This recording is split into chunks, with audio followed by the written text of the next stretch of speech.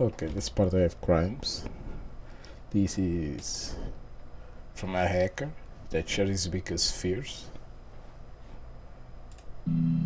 When I was hacking, if I wanted to gain access to a secure company, I wouldn't go kick the front door down. I would target people I know who have access, who I know bring personal devices into a building, or who do things that are adjacent to the sensitive stuff, and I would then work my way up. The kind of things that are vulnerable to ransomware attacks is literally everything that is connected to anything. In the old days, for a country to cause disruption to a country as big as the United States, you'd need millions and millions of dollars worth of investment to do something.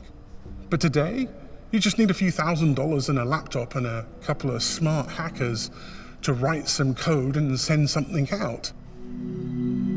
He said if you wanted to invade a company, you could just blackmail employee from the company, like trying to hack his personal data and blackmail it, so he can invade the company. Like with personal data from his life or photos. Traditionally, a black hat hacker is one who is not bound by any kind of... It's more easier than trying to invade the company directly. Code, willing to break the law, who is not bound by any kind of ethical code, willing to break the law, and is in it for specifically his own purposes. I, at one time, considered myself a black hat and changed to a white hat. White hats tend to be hackers who are bound by an ethical code, who try to do things to improve the greater good, and who are bound by the law. So I look for vulnerabilities in systems that haven't been scrutinized before, that may represent significant risk. But I also do things like hunt the criminals who are targeting hospitals or who are targeting the businesses that I'm looking out for. So by looking at the attacks that take place, by understanding the infrastructure that's used by the criminals, I can work out where they're coming from. The vast majority of hacking is staring at code and understanding how sites are put together and how things work, and then working out how you can subvert that process to take control of it. So ransomware is an attack. The bug I catch was there are two types of hackers. Like people who know like computers, and about hackers they know like there are two types of hackers. The bad and the good one. He put literally like a name. Black hat is more like guys they try to invade personal data in companies for his own gains, and there's the white hat. That's the more like the hackers that gain money by doing the law, trying to fight the hackers, finding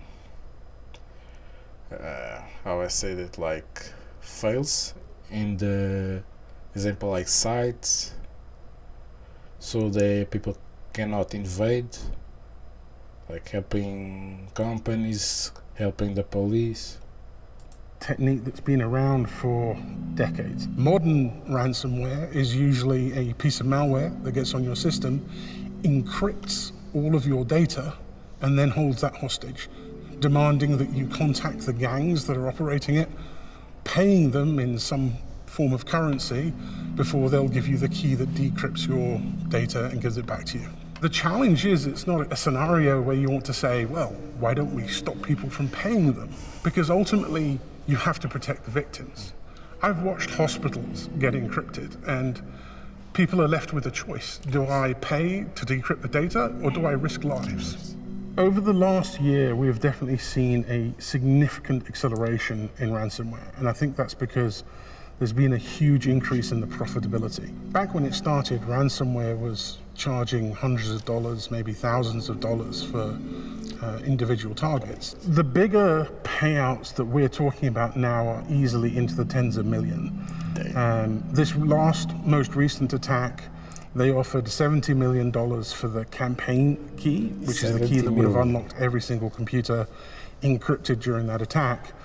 So we're talking high-stakes games here. You have nation-state actors who are basically doing what they need to do because the nation-state that they are employed by wants them to do it. There are financially motivated criminals who are looking for whatever way that they can cash out. There are some people who just want to see the world burn, and those are destructive attackers who will go after systems just because they want to cause disruption. You see the usual names like Russia and China being thrown around.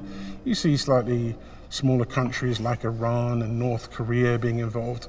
But the fact is, every single country has some reason to weaponize these kinds of attacks, and the less scrupulous countries are the ones who are using it right now because it's the perfect form of asymmetric warfare. I've seen routine engagement from pretty much all of the major Western governments in coming to my community to seek help. There is no one better equipped at dealing with these threats, at understanding these threats, than the people who grew up in the community, hackers.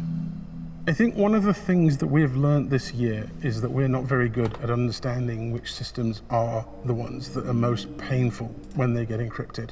No one would have thought that a ransomware attack against someone like the Colonial Pipeline would cripple large amounts of the United States, but it did because the supply chain dependency on that fuel caused a cascade problem throughout the whole of the US. Recently, we saw an attack against a company that supplies a lot of security providers, and it happened because of a vulnerability that was in the process of being fixed.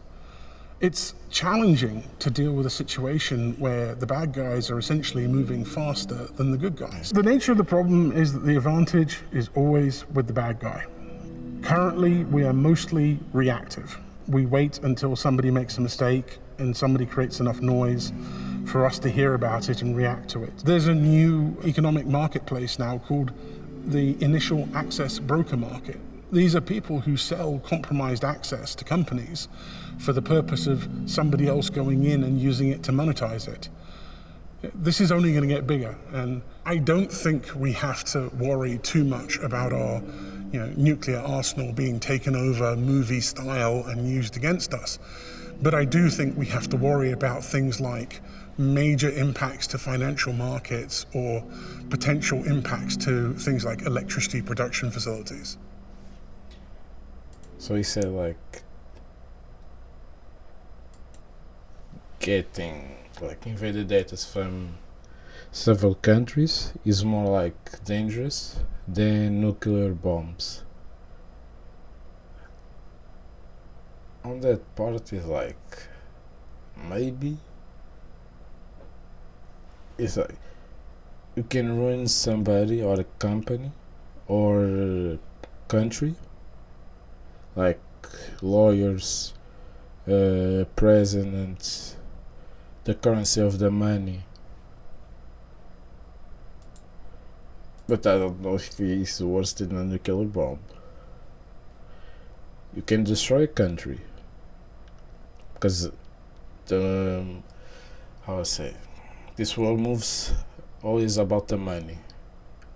If the country stops having money and destroys everything, literally, but killing somebody is like, depends.